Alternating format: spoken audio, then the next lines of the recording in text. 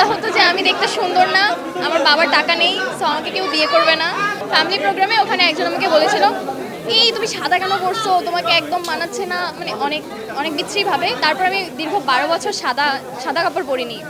মানে আমার মধ্যে এত একটা ট্রমা দিয়ে ফেলেছিল যে সাদা কাপড় পরতে আমার ভয় লাগতো, আমাকে মনে হয় মানাবে না। এবং সেই জায়গাটা আমার এই ট্রমাকে আসলে আত্মবিশ্বাসে পরিণত করার জার্নিটা আসলে সহজ ছিল না। এবং এখানে যদি বলতে চাই, এটা না পুরো ক্রেডিটটা আমার, মানে আমি নিজেকে ভেঙেছি, নিজেকে গড়েছি। এখানে আসলে আমি আমার ফ্যামিলিকেও ক্রেডিট দিতে পারছি না বা আদার্স কাউকে ক্রেডিট দিতে পারছি না, কারণ আমার ইচ্ছা শক্তি এবং জেদটা ভীষণ স্ট্রং ছিল। এবং তারপর থেকে মনে হয়েছে নিজেকে প্রমাণ করা দরকার বা নিজেকে প্রুভ করব।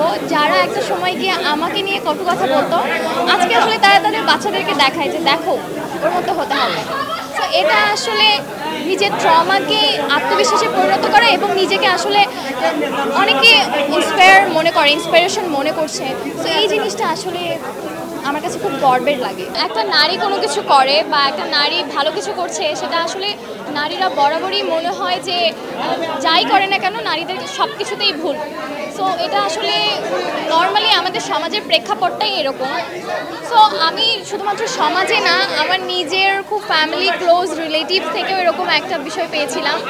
তখন আসলে আমাকে বলা হতো যে আমি দেখতে সুন্দর না, আমার বাবার টাকা নেই, সো আমাকে কেউ বিয়ে করবে না। এবং এই জায়গা থেকে আসলে তখন থেকে ইচ্ছা ছিল যে ওকে ফাইন, নিজেকে কিছু করার ইচ্ছা আছে এবং নিজেকে স্ট্যাবলিশ করব। আসলে আমি খুবই কনজারভেটিভ ফ্যামিলি থেকে বিলং করতাম। আমি ঢাকা ইউনিভার্সিটির 2020-এ 2টা ইউনিটে পরীক্ষা দিয়েছিলাম এবং চিন্তা করেন ঠিক কী পরিমাণ কনজারভেটিভ হলে ঢাকা ইউনিভার্সিটিতে চান্স পাওয়ার পর ফ্যামিলি থেকে বলেছিল যে মানে ঢাকা ইউনিভার্সিটি পড়া যাবে না, তুমি রংপুরের কোথাও একটা পড়ো। সো ওই জায়গা থেকে আসলে আমি রাগ করে বাসা থেকে চলে এসেছিলাম 1000 টাকা নিয়ে। তো এই জায়গা থেকে নিজেকে স্ট্রাগল করা, জব করা এবং স্টিল আমি 3rd ইয়ারে পড়ছি।